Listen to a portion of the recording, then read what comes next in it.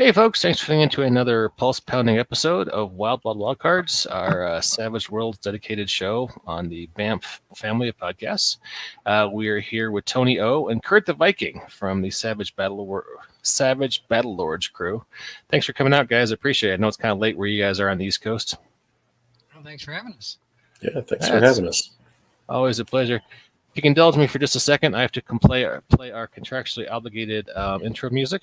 It'll just take 1 second. There it is.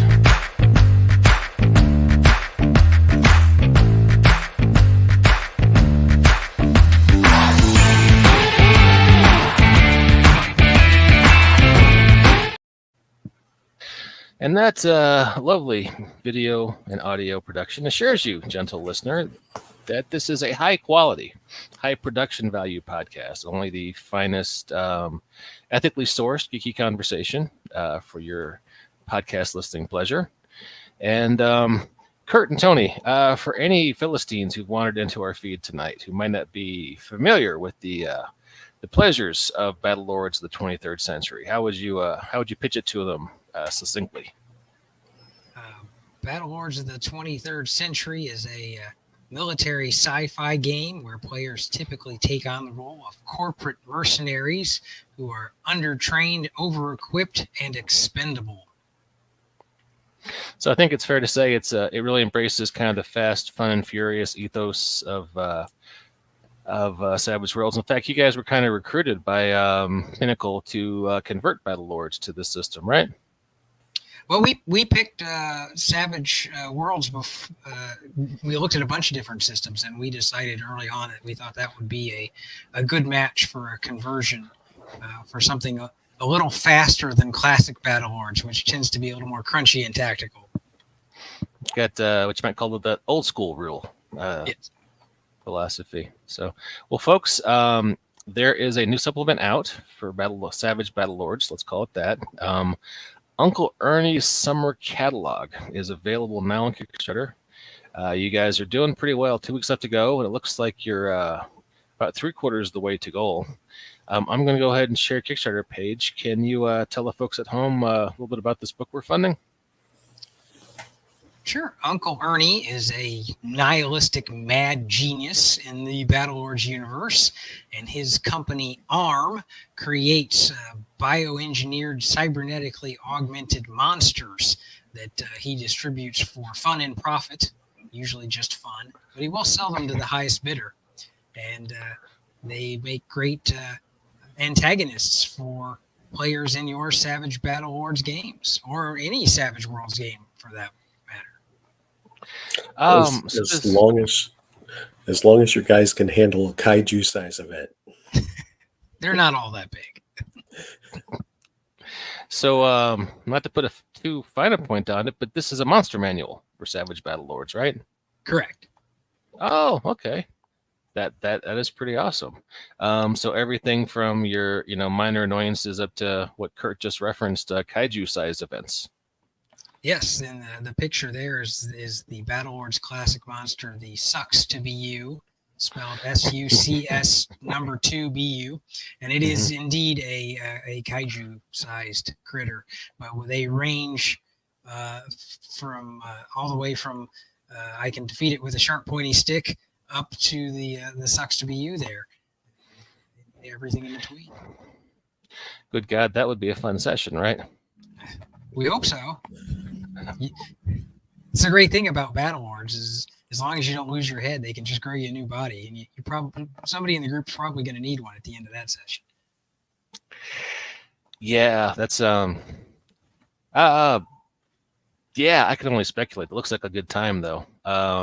Hey, just for my curiosity, if I'm planning on throwing a creature like that at my Savage Worlds table, how many people do I want to have playing? I'm guessing that's 5, 6, 7, 8 fully kitted out people with power armor and whatnot. Yeah, and with Battlelords, yeah, we would recommend using mechanized battle armor or ultra armor, which we have in the book. We have rules for adapting all of the monsters to regular Savage Worlds campaign, and that is one of the things we warn them about. Is if your characters are running around and you're thinking, I've got a veteran character, but they aren't wearing state-of-the-art armor and equipped with anti-tank weaponry, they're going to have a bad day. So we show how you can tweak the creatures for regular Savage Worlds game if you want to introduce them into a genre or a game that doesn't have quite that spread of technology and armor. That is super handy. That means this becomes a monster manual for all of Savage Worlds, even outside of the Battlelords setting. Yes.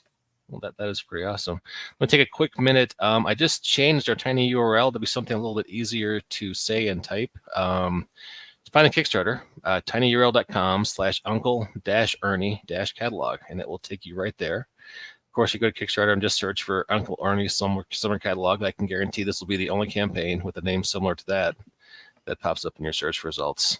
But, well, this sounds like a lot of fun, guys. Can you tell me a little bit about the inspiration for this? Kurt, you want to grab that one?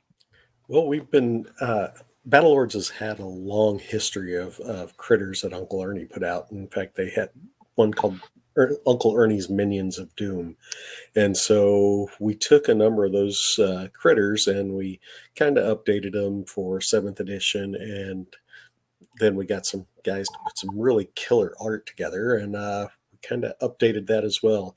So some of the critters in there are from the classic Minions of Doom, but there's quite a few that are brand spanking new.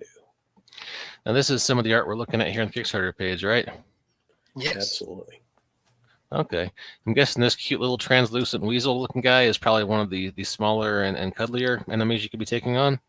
The Wraith Cats, they're I'm glad you said they're cuddly, because that's what they're designed to do. They're designed to look cute and cuddly like a ferret or a cat until they get up close to you, and then their claws and bite can phase through armor. So you're essentially naked when encountering them. And then their tails, everybody in our group has a science background. So a lot of the monsters are inspired by real world creatures. And the Wraith Cat's weapon of choice is its tail, which are these microscopic hollow quills filled with a neurotoxin. And we basically pulled that from the real world inspiration of the gimpy plant in Australia. A plant that's supposedly so painful when you touch it that the myth is that at one point people have shot themselves just to make the pain go away. So yes, they cut off to you all cute, and then the spines come out, and you're going to have a bad day. Oh, good God. Okay, that's that's where those science classes come in useful. It makes sense to me now. All right. And the paragraph above this one, Kickstarter page, points out, like we said before, these would also be fun additions to your regular sci-fi campaign, and you have notes for that, or your Savage Supers campaign. Add some variety there. And, wow, this is some beautiful art. I'll tell you what, instead of me just kind of meandering through all these pictures, asking you questions, can you guys pick out a couple that are maybe your favorites, or a couple that you want to call out? Kurt, I'll let you go first. Well, it's near and dear to my heart because I helped wrote most of the information for it. But the killer kudzu is a lovely plant. It's like a house plant for Uncle Ernie. So, second from the second on the right from the bottom, and it literally is designed, so you don't get all people interfering in your house or robocalls, because it blocks. It basically puts out an EM field, so you don't get communications, so nobody calls you, nobody bugs you. They can't walk up to your house, because if they do, as soon as it senses their presence, it starts squashing them, and it grows. Once you plant it, it grows. So it'll take up every bit of available space. So it's great for those pesky space marines that are coming in to, take you off to jail because they can't communicate and they get squashed, and they just feed the plant after that point.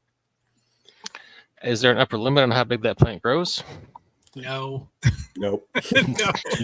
It's one of the biggest threats in the game. And the other thing it does, Kurt would mention, is it will mimic the local flora. So it does not look out of place until you are in the middle of this jungle and you can't figure out why your radios work, and it starts eating everyone.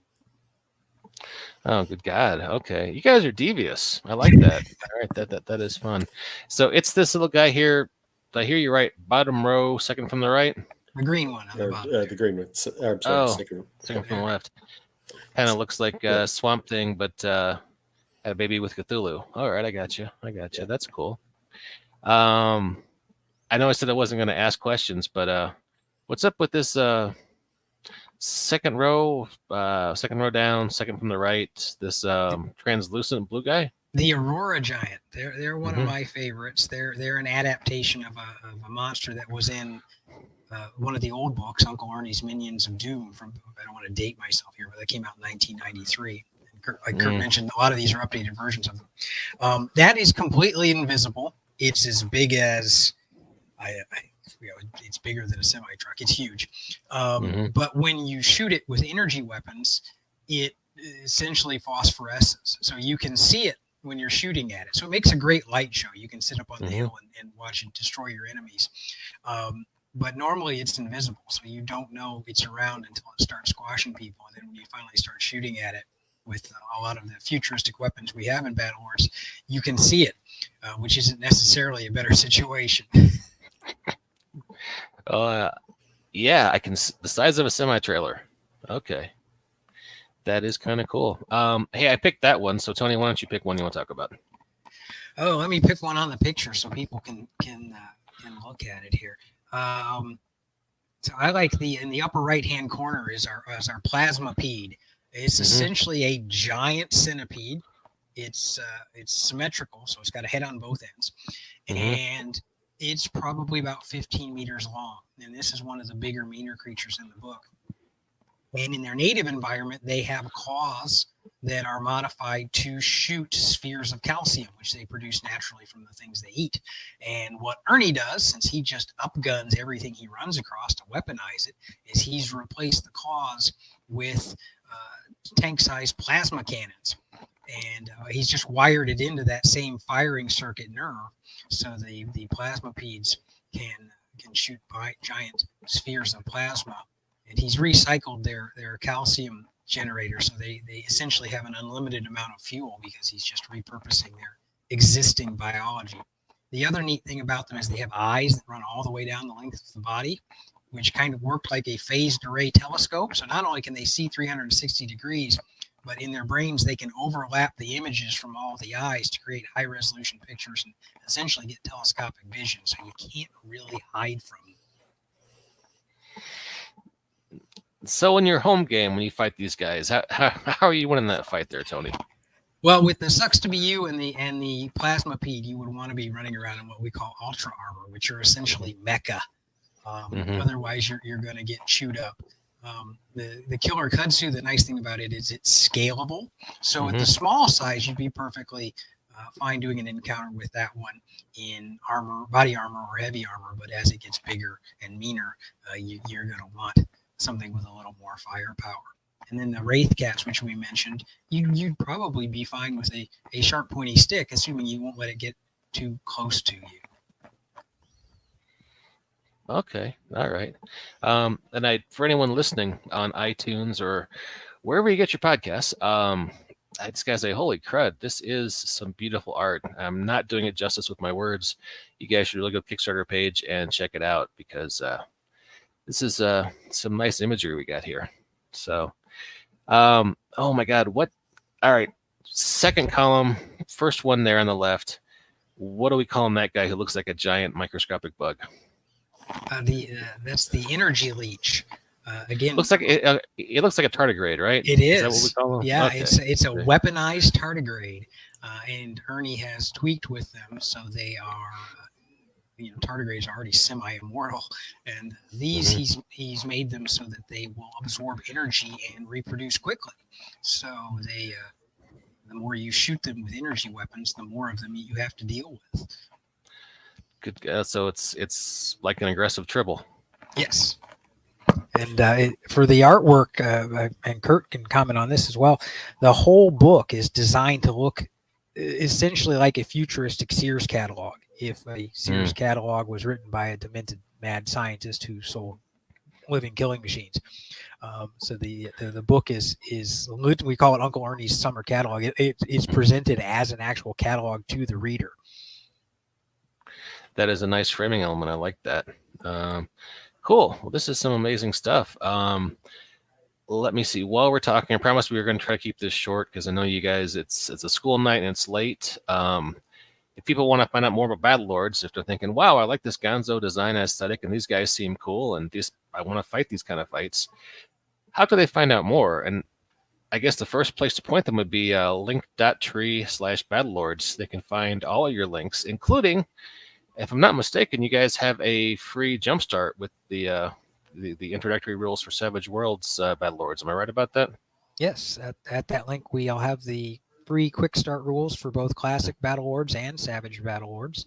You can also get them on our website or Drive Through RPG, whatever your preference is. But and there's a link into both of those in the Kickstarter as well, because the Uncle Ernie book will have stats for both classic and Savage Battlelords. So we have links to both those free quick starts in the Kickstarter. Excellent.